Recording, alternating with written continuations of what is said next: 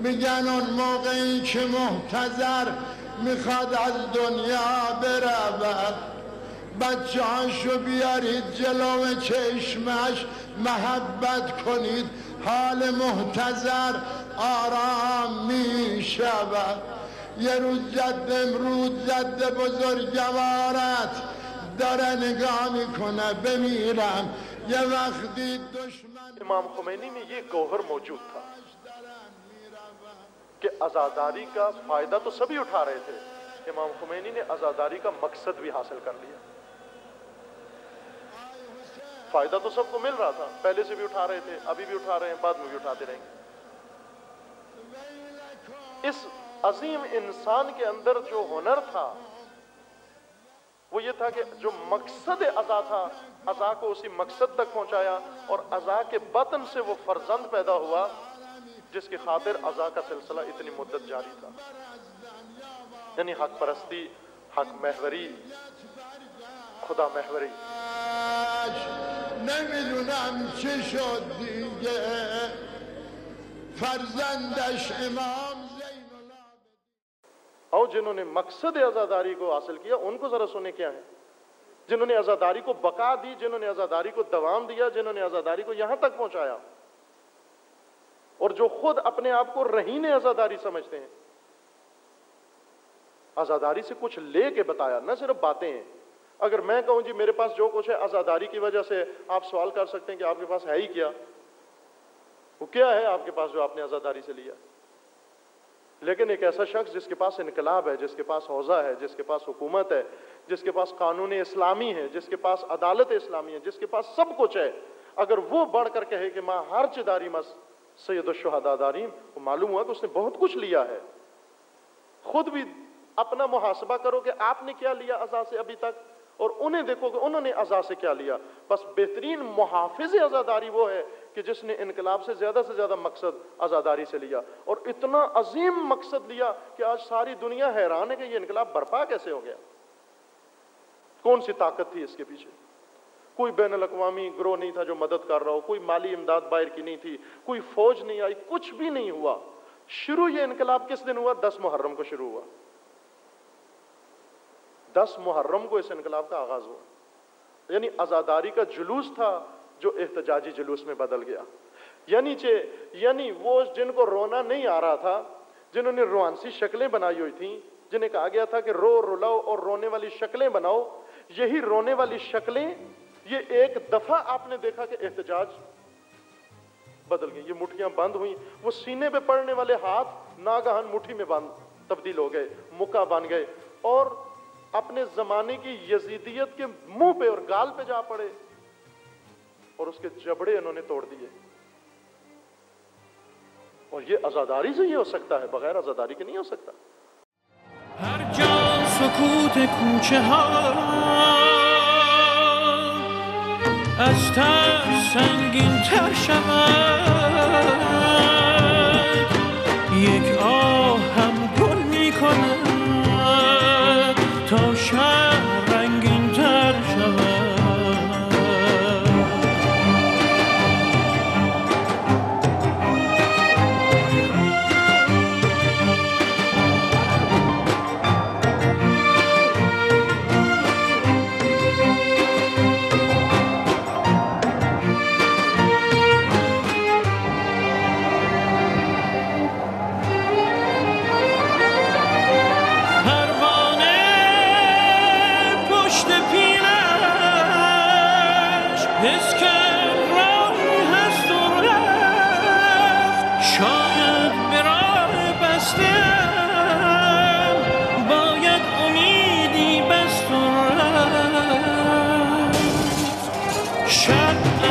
خون میپوسد و با یک تلنگر میرود دستان ما در هم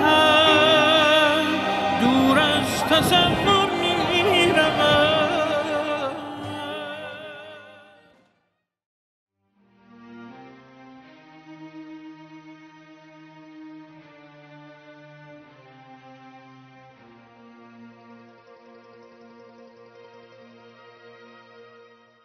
ہم یہ کہتے ہیں جی ہمارے یہاں بحران ہو گیا، کوئی فلاں نہیں ہے. کیوں نہیں ہے؟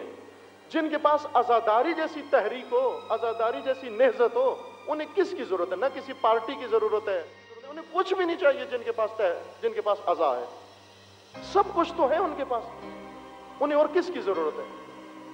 ہم مشکلات میں اسی وجہ سے جا پڑتے ہیں. بس ہم کوئی کہتے ہیں جی نماز تو پڑھی ہے میں نے، لیکن کوئی ایسا طریقہ بتاؤ کہ میں خدا کی بارگاہ میں جاؤں. وہ نماز سے جو نہیں پہنچ سکا وہ اور کس سے پہنچے گا؟ جو نماز میں خدا کی بارگاہ میں نہیں گیا وہ اور کیسے جائے گا؟ پھر اس کو بتائیں کہ مثلا وہ جائے ادھر منوڑا میں کشتی میں جا کر بیٹھے پھر خدا کے پاس پہنچ جائے گا. اور کیا ہے؟ جو نماز میں نہیں جا سکا پھر اور تو کوئی راستہ ہی نہیں ہے. ماذا بعد الحق الا الضلال.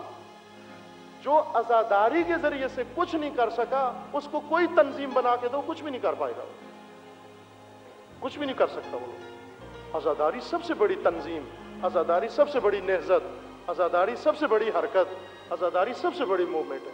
اس کے مقاصد کو سمجھو آپ. جس کے لیے اس وقت کے شیعوں کی اقلیت عزاداری منانے اور آنسو بہانے کے لیے اکٹھا ہوا کرتی تھی. شاید اکثر کو معلوم بھی نہیں تھا کہ اس کی غرض و غایت کیا ہے، جبکہ غرض و غایت اکثریت کے مقابلے میں اقلیت کو یکجا کرنا اور منظم کرنا تھی. اور تاریخ کے ہر دور میں اس عزاداری نے ملکی سطح پر ایک تنظیم کا کام کیا. اسلامی ممالک اور ایران میں جو اسلام اور تشیع کا گہوارہ ہے، حکومتوں نے جب بھی یہ چاہا کہ اسلام اور روحانیت کو بنیاد سے اکھاڑ پھینکیں تو واحد وہ چیز جس نے ان کا مقابلہ کیا اور انہیں خوفزدہ کیا وہ یہی مجالس عزا اور ماتمی دستے تھے. یعنی جب بھی علماء کے خلاف، مراجع کے خلاف، روحانیت کے خلاف، اسلام کے خلاف، دین کے خلاف کوئی آواز اٹھی تو جس چیز نے مقابلہ کیا اس آواز کا وہ یہی عزاداری اور یہی ماتمی دستے تھے. انہوں نے آ کر تحفظ دیا ہر چیز کو، انہوں نے بچایا.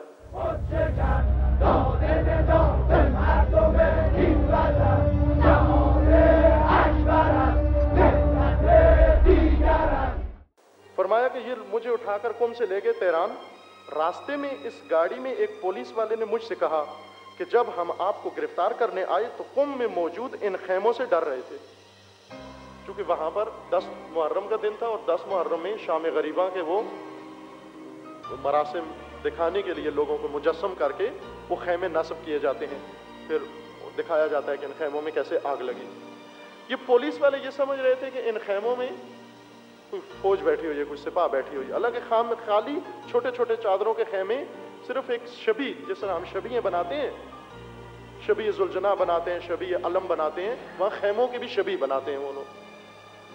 تو یہ خفیہ پولیس والے ان خیموں سے ڈر رہے تھے کہ کہیں ان خیموں سے کوئی ایسی طاقت باہر نہ آ جائے اور ہمیں نگل نہ جائے، کہیں ہمیں چیر پھاڑ نہ کرے. مسئلہ کہا کہ ان کو گرفتار، تو قم میں موجود ان خیموں سے ڈر رہے تھے کہ کہیں ان کو یہ خبر نہ ہو جائے اور وہ اپنی ڈیوٹی پوری نہ کر سکیں. ان کی کیا حیثیت تھی؟ بڑی طاقتیں ان خیموں سے ڈرتی ہیں، بڑی طاقتیں اس تنظیم سے خائف ہیں، یعنی عزاداری سے، جو کسی کے وجود میں لائے بغیر اس وسیع و عریض ملک میں ماہ محرم و سفر، ماہ رمضان میں وجود میں آ جاتی ہے. یہ مجالس ہیں جو لوگوں کو جمع کرتی ہیں، اور اگر کوئی شخص اسلام کی خدمت کرنا چاہے اور کوئی پیغام دینا چاہے تو انہی خطبہ اور ائمہ جمعہ و جماعت کے ذریعے پورے ملک میں پھیل جاتا ہے.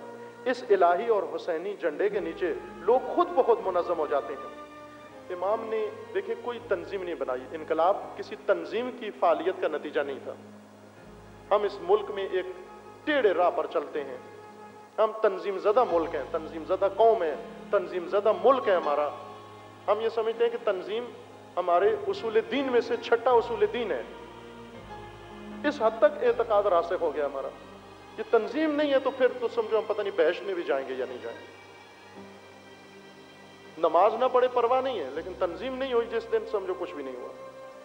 امام نے اتنا بڑا انقلاب دنیا کو کر کے دکھایا کسی تنظیم کے بغیر. تنظیم سے مراد ڈسپلن نہیں ہے، تنظیم سے مراد یعنی ڈھانچہ، یہ جو اعضاء بنانا. تنظیم بنا لیتے ہیں، آپ کو اس کا صدر بنا دیتے ہیں، ہم خود جنرل سیکرٹری بن جاتے ہیں، ہم خزانچی بن جاتے ہیں، پھر فنڈ آئے گا، پھر بیٹھ کر تنظیمی ڈھانچے میں جو کرنا ہے کریں گے. امام نے فرمایا کہ میری تنظیم عزاداری ہے، یہ میری تنظیم ہے. جو میری تنظیم میں آنا چاہتا ہے مجلس اعضاء میں شریک ہو جائے، ہم سمجھیں گے ہماری تنظیم کے اندر ہے، ہم سمجھیں گے یہ انقلابی ہے. عزاداری کے ہوتے ہوئے کس تنظیم کی ضرورت ہے؟